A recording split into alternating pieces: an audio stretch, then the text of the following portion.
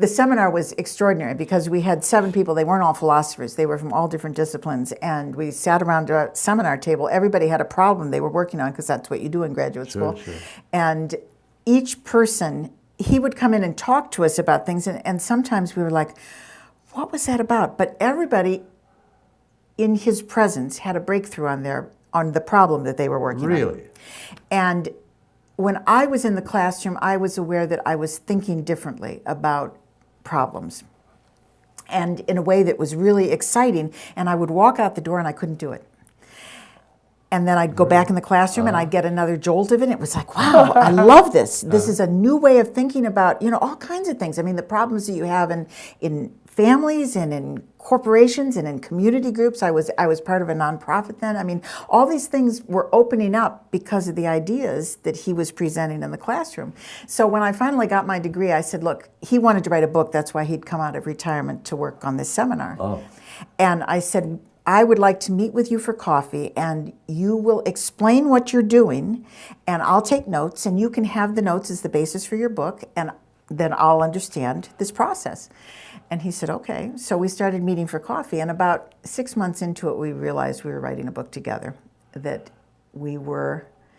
Well, to begin with, it's a very thick book. It's not that thick. It's only 236 but in pages. ideas and inspiration, it is gigantic. But trying to present it is so difficult. To do it in an appealing way that you can get the audience that you want, and your questions and your intercessions and whatever opens it up and makes the reader feel that there's somebody on your side that wants to know, is in the same situation. That's what we had hoped would happen. I mean, I should mention that the name of this book is Cooperative Wisdom. Let's do that. Now we go talk about the subtitle. The subtitle, what is enunciate the subtitle? Bringing people together when things fall apart.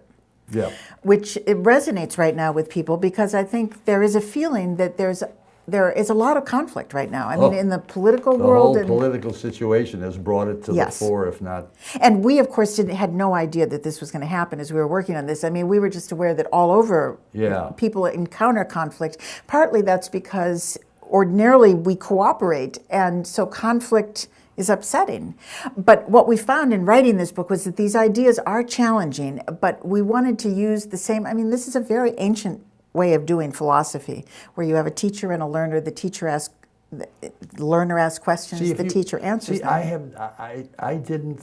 If the label philosophy had been put to me, I wouldn't have been as open-minded as I am, since I think philosophy left me behind a long time ago. But I am curious. And philosophy doesn't leave anyone behind. I mean, everyone is thinking all the time about how to make sense of your life.